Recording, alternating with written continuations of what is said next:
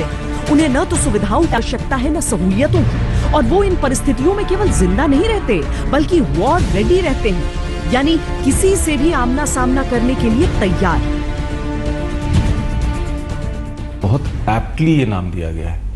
पूरे छुपाव के साथ बिना आवाज किए दुश्मन की टेरिटरी में जाना, ऑपरेट करना और वापस आ जाना। This is what makes a cobra commando.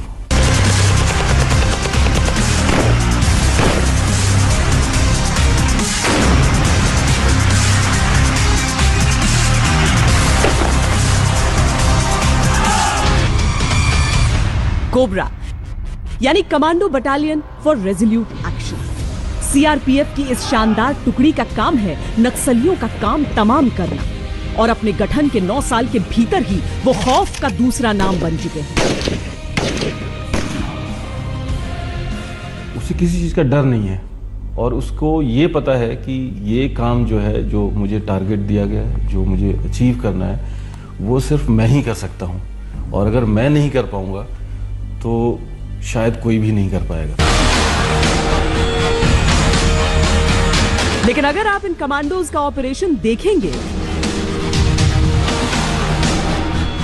अगर इनकी काबिलियत से रूबरू होंगे, तब एक किंग कोबरा से इनकी समानताएं भी आपको नजर आएंगी। जमीन चाहे पथरीली हो या पत्तों से ढकी, इनके कदमों में मानो आहट ही नहीं। भारी बारिश हो या चिलचिलाती धूप, इनकी सांसें और धड़कनें तक खामोश रहती हैं। मैडम, जंगल में हम चलते हैं, जब हमारा जो सेक्रेटरी में ये होता है, चलते टाइम अगर कोबरा चलते हैं, वो हमको पता नहीं चलता है कि कैसे जा रहा है। जैसे कि कोबरा हम भी यहीं से चलते हैं, जब हमको पता है, बगल वालों को भी, दुश्मन को भी पता नहीं चलता कि हमको जा रहा है कोबरा कमांडो। जब कमांडोज की टुकड़ी जंगल में दाखिल हो रही होती है, तो ये समझकर कि अगर लकी रहे तो 1-2 दिन में ऑपरेशन खत्म हो जाएगा, पर अगर दुश्मन चालाक निकला तो हफ्ता 10 दिन भी लग सकता है। पैदल 100-100 किलोमीटर नापना पड़ता है, और हथियारों के साथ पहले ही हर कमांडो के पास भारी बोझ होता है। बंदूक, rocket launcher, grenade, night vision, हर तरह के उपकरणों से लैस होते हैं कमांडोज, और इसीलिए सबसे कम महत्व वो साथ ले जा रहे खाने को देते हैं। पीने का साफ पानी जरूरी है, तो 7-8 लीटर पानी इनकी प्राथमिकता है। खाने के लिए केवल कुछ बिस्किट और ड्राई फ्रूट जैसी चीजें। वैसे भी जंगल में कुछ पकाने का मतलब होगा दुश्मन को सतर्क कर देना। दिन में खाना पकाने से धुआं उठने का खतरा, रात में आग से रोशनी का खतरा, और खाने की गंध से दुश्मन को खुला न्योता।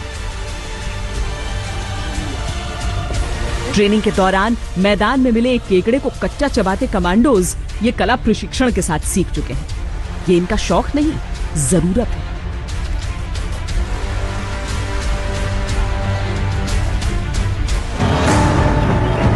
कठिन चुनौती का सामना कठिन ट्रेनिंग से ही किया जा सकता है। कोबरा कमांडोज की जो ट्रेनिंग है, वो हर किसी के बस की बात नहीं है। कई दफा तो सफलता दर 50% ही रहता है, यानी जो जवान कमांडो बनने की इच्छा से आते हैं, उनमें सभी कमांडो नहीं बन पाते।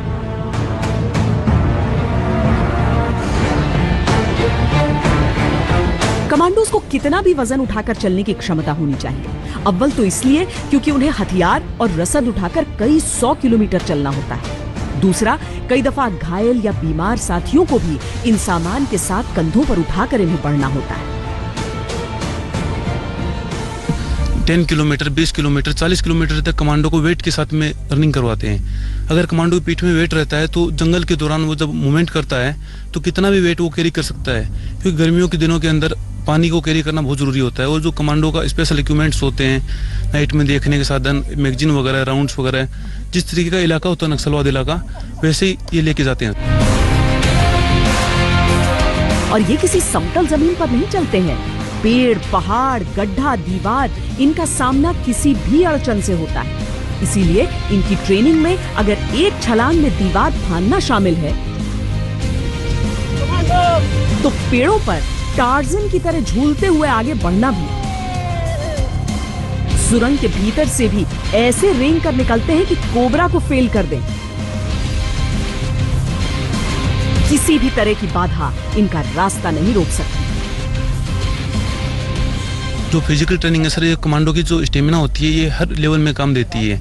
अगर एक कमांडो को एक दिन के अंदर 35 किलोमीटर 40 किलोमीटर तक चलना होता है नाइट में या डे में, तो उस ऑपरेशन में अगर उसका फिजिकल अच्छा नहीं होगा तो वो नहीं चल पाएगा।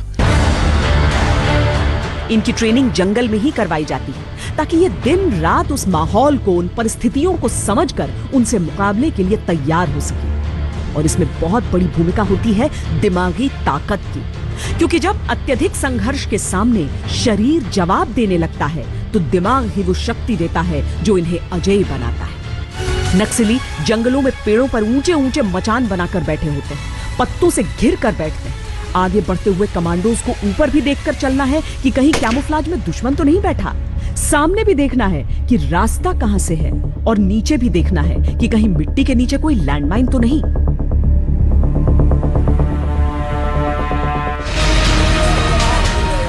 कीचड़ में ट्रेनिंग के कई कारण हैं।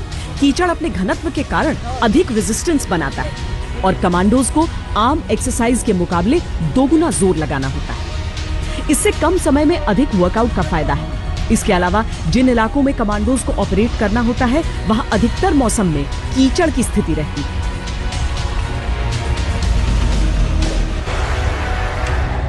हर टुकड़ी के पास ऐसा नाइट विजन दूरबीन होता है, पर नाइट विजन के जरिए देखने के लिए जिस आंख का प्रयोग किया जाता है वो करीब आधे मिनट के लिए अंधा हो जाता है। इसीलिए इसका प्रयोग कम से कम किया जाता है। इसके अलावा नाइट विजन का इस्तेमाल अमावस की रात या घने बादलों वाली रात में संभव नहीं होने का खतरा रहता है। कोबरा कमांडोज ने ऐसी कई रणनीतियां विकसित की हैं जिनके जरिए वो नक्सलियों की ऐसी कायराना कार्रवाई को मात दे सकें। हालांकि गोपनीयता के कारण हम यहां उनका खुलासा नहीं करेंगे। कोबरा कमांडोज का दस्ता इतना घातक होता है कि नक्सली उनसे टकराव से ही घबराते हैं। उनकी कोशिश ऐसी ही कार्रवाई की होती है कि किसी तरह छिपकर लड़ाई लड़ ली जाए, पर कोबराज उन्हें चकमा देना सीख चुके हैं। यूं तो नक्सलियों से निपटने के लिए कई एजेंसियां हैं, प्रभावित राज्यों की पुलिस के दस्ते, बीएसएफ, सीआरपीएफ, लेकिन नक्सली एक राज्य में हमला कर पुलिस से बचने के लिए दूसरे राज्य में छिप जाया करते थे। ऐसे में केंद्रीय बलों में एक ऐसे स्पेशलाइज्ड दस्ते की आवश्यकता थी जो इनसे इनके ही गढ़ में मुकाबला कर सके, जिनके लिए राज्यों की हदें दीवार न बने। कोबरा, ये आपको पता ही है कि नक्सलवाद की समस्या काफ़ी पहले से हमारे यहाँ रही है, स्पेशली सेंट्रल इंडिया के कुछ पार्ट्स में। तो हमारे पास सीआरपीएफ के पास, हालांकि सीआरपीएफ पूरे देश में अपनी ड्यूटियाँ करती है और स्पेशलाइज्ड ड्यूटियाँ करती है, लेकिन कोई स्पेशलाइज्ड विंग सीआरपीएफ में नहीं था, ऐसा स्पेशल फोर्स सीआरपीएफ में नहीं थी जो लॉन्ग ड्यूरेशन स्पेशल ऑप्स कर सके।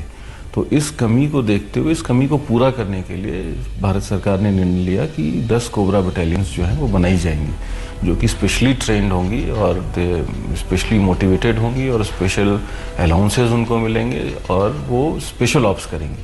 तो इस उद्देश्य के साथ कोबरा की स्थापना 2009 में की गई थी। कोबरा कमांडोज ने 2009 में अपने गठन के बाद से ही अपना सिक्का जमा किया। अब तक कोबरा कमांडोज को अपने बेमिसाल पराक्रम के लिए 10,118 अवार्ड से नवाजा जा चुका है, जिनमें 6 शौर्य चक्र, 1 कीर्ति चक्र शामिल है। जिस दस्ते का किस्सा हम आपको सुना रहे हैं वो 202 कोबरा कमांडोज 981 आंतरिक सुरक्षा पदक, 1 शौर्य चक्र मिलाकर कुल 1,246 अवार्ड जीत चुके हैं।